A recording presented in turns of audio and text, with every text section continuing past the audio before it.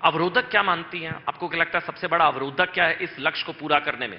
कुछ लोग कहते हैं हमारे यहाँ एकजुटता की बहुत कमी है, हम लोग घर में ही एकजुट नहीं है। अब मैं याद दिलाऊंगा तो फिर लगेगा राजनीतिक सवाल है। भाई राहुल गांधी कहते हैं कि अभी सुनामी आने वाली है। नाम ले रहे हैं, वहां लोग हंस रहे हैं। भाई नेता विपक्ष है मैम, वो एलओपी है, लीडर ऑफ अपोजिशन। उसमें मैं वो नहीं मना नहीं कर रही हूँ, वो प्रामाणिक सत्य है, उससे किसी को इनकार नहीं हो रहा। लेकिन एक नेता का मात्र नाम लेते हुए जनता में क्या रिएक्शन है, उसके बाद मुझे कोई विश्लेषण करने की जरूरत नहीं है।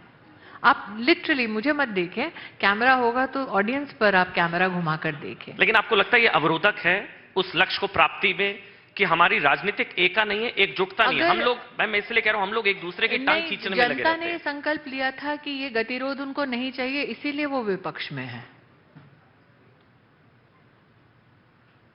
जनता का ये संकल्प था कि अगर ये व्यक्ति अथवा ये राजनीतिक दल देश के विकास के आड़े आ रहा है तो इनको विपक्ष में बिठाओ, तो जनता ने 3 बार बिठा तो दिया। लेकिन आपको लगता है थोड़ा असंतोष है इस वक्त जब मैं आपसे बात कर रहा हूं, इसी वक्त वही राहुल गांधी जी कोटा में छात्रों से संवाद कर रहे हैं, जेन जी, मतलब नहीं, ऐसा है, इसी वक्त वो बात कर रहे हैं। देखिए, इतना भी अमृतकाल नहीं आया कि राहुल गांधी खुश हो नरेंद्र मोदी से। ये संभव नहीं है। जिस दिन वो हो जाएगा उस दिन भूकंप आ जाएगा देश की राजनीति में। विपक्ष का काम है प्रामाणिकता से, ट्रांसपेरेंसी से देश को और भी समृद्ध करने के लिए, सामर्थ्य बढ़ाने के लिए मुद्दे उठाए। प्रधानमंत्री ने स्वयं कहा कि एक हेल्दी डेमोक्रेसी की सबसे जो सेलिब्रेटेड निशानी वो ये है कि एक रिस्पॉन्सिबल विपक्ष हो जी। और अगर विपक्ष मुद्दे उठाता है तो प्रधानमंत्री जी ने और सरकार ने संगठन के माध्यम से, संसद के माध्यम से बार बार कहा कि हर मुद्दे पर जवाब देना हमारा दायित्व है और हर मुद्दे पर जवाब पाना विपक्ष का और जनता का अधिकार है। उससे कोई भी मुंह नहीं फेरता। विषय कहां आकर उलझता है? वो तब उलझता है जब आप दायित्व की दृष्टि से नहीं, कलंकित करने के लिए, भ्रम की स्थिति पैदा करने के लिए कोई मुद्दा उठाते हैं। तो जब एक गवर्नमेंट प्लेस में 3 बार होती है पोजीशन में और वो गवर्नमेंट रिस्पॉन्सिव गवर्नमेंट होती है, तभी तो जनता बार बार उनको वोट देती है। हाल फिलहाल में बंगाल का चुनाव आपने देख लिया है। तो वो अपने आप में एक प्रमाण है, एक प्रतीक है कि नरेंद्र मोदी के नेतृत्व में जनता का कितना विश्वास है। लेकिन भाई राहुल गांधी तो कहते हैं, और मैं तो ये कहूंगी कि जीवन भर वो यूं ही विपक्ष में दायित्व निभाते रहें, ऐसी मेरी उनको शुभकामना। वो तो उनका कंपटीशन तो खत्म हो ही रहा है उनकी पार्टियों के साथ, जो एनडीए की बाकी पार्टियों के साथ जो हो रहा है। उनकी पार्टी या किसी और की पार्टी में क्या हो रहा है वो मेरा उससे कोई सरोकार नहीं। मेरी एक ही पार्टी है, भारतीय जनता पार्टी। तो अब एक राजनीतिक दल जब संगठित होता है जी, तो उसके पीछे एक धारणा, एक आइडियोलॉजी होती है, एक संकल्प होता है। अगर आप किसी भी भाजपाई से पूछें कि आपकी राजनीति को कैसे परिभाषित किया जाए, तो हर भाजपा का कार्यकर्ता कहेगा हमें एक ही स्वर कान में फूंका जाता है, नेशन फर्स्ट। ठीक। आप देश में किसी से भी पूछ लीजिए तो वो कहेंगे भाजपाई की निशानी क्या है, वो कहेंगे भारत प्रथम, बाकी सब बाद में। क्या ये उस राजनीतिक दल के बारे में कहा जा सकता है? लेकिन राहुल गांधी कहते हैं वो तो भाई वॉर्न करते हैं, चेताते हैं। अभी जो उन्होंने चेताया है, क्योंकि हम लोग यहाँ अमृतकाल की बात कर रहे हैं, मैं इसलिए सवाल ले रहा हूं, हम लोग यहाँ अमृतकाल की परिकल्पना की बात कर रहे हैं। वो कह रहे हैं कि 1 साल में प्रधानमंत्री इस्तीफा दे देंगे, देश में आर्थिक सुनामी आने वाली है, भूकंप आने वाला है, संस्थाओं में बगावत होने वाली है और ऐसी विद्रोह की स्थिति होगी कि सिस्टम बर्बाद हो जाएगा। कोटा ये वही दल है जिसने 2013 में कहा था चाय वाला कभी प्रधानमंत्री नहीं बनेगा। तो एक बड़ा पुराना गीत है, कुछ तो लोग कहेंगे, लोगों का काम है कहना। और ये वही राजनीतिक दल है जिसने कहा था 14 में मोदी नहीं जीतेंगे। ये वही राजनीतिक दल है जिसने कहा था कि 2019 का चुनाव नहीं जीतेंगे। ये वही राजनीतिक दल है जिसने कहा 2024 का चुनाव नहीं जीतेंगे। इसी दल ने बंगाल में आकर कहा था कि बंगाल नहीं जीतेंगे। अच्छा, क्या हुआ था बंगाल में? थोड़ा बंगाल के बारे में बताइए, क्योंकि आप तो वहां रही, बंगाल में आपने चुनाव प्रचार भी किया, हम सबने वो तस्वीरें देखी। ये बंगाल में क्या हो गया? मतलब इतना प्रचंड बहुमत, इस तरह की लैंडस्लाइड विक्ट्री, अब जो बचे कुछ हैं उसकी बात मैं आगे करूंगा, वो भी कहां आपकी साइड ही संभवतः वो आरोप लग रहे हैं। लेकिन बंगाल में क्या हुआ, क्या मैम, क्या हुआ एग्जैक्टली बंगाल में? वो हुआ जो लोकतंत्र में होना चाहिए, जनता जीती। जनता जीती। हाँ, जनता जीती। देखिए अमन जी, आज इस वातानुकूलित हॉल में बातें करना आसान है। आप सोचिए कि एक गांव में, एक परिवार में रात को गुंडे जाते हैं और कहते हैं कि अगर तुम्हें इस गांव में रहना है तो रात को अपने घर की बहू बेटियों को टीएमसी के ऑफिस भेजो। आपके ही पत्रकारों ने कई न्यूज़ चैनल्स पे या फिर आपके पॉडकास्ट पर इसका वर्णन किया है। मैं स्वयं जानती हूं एक कार्यकर्ता को जिसके घर वर्षों पहले चाय पीने गए थे जी। उसके घर 8 गुंडे भेजे गए उसका गैंग रेप करने के लिए। और आपके एक जर्नलिस्ट हैं यतेंद्र जी, यतेंद्र जी, उन्होंने सार्वजनिक इसका बयान किया है, वो मिले हैं उस विक्टिम से। पानीहाटी में हमारी जो प्रतिनिधि थी आरजी कार विक्टिम की जो माता जी, आप उनसे सुनिए कभी उनके साथ क्या घटा कि बेटी का बलात्कार होता है, डेड बॉडी लेकर लोग शमशान पहुंच जाते हैं कि इससे पहले कि पड़ताल हो सके बॉडी जला दो।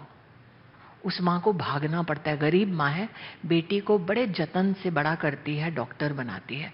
आप सोचिए उस माँ बाप की क्या हालत है जब सिर्फ डेड बॉडी लेने के लिए शमशान घाट जाकर हाथ पैर जोड़ने पड़ते हैं तृणमूल के।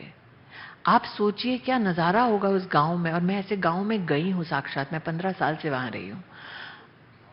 एक नौजवान को सरेआम खेत में पेड़ से जिंदा लटका दिया जाता है और उसको एक एग्जाम्पल बना दिया जाता है कि तुम अगर भाजपाई हो तो तुमको मौत के घाट उतार देंगे।